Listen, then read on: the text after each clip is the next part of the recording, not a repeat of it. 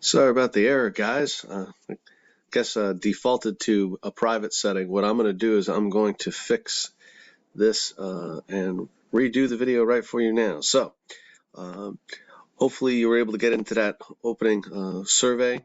Going to use that for attendance purposes as well.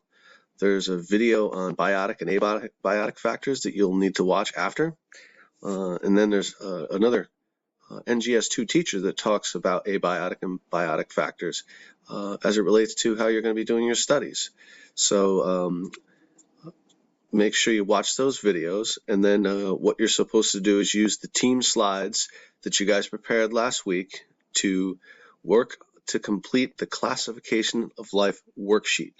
And if you go to the classroom page under classwork, you'll see this classification of life worksheet.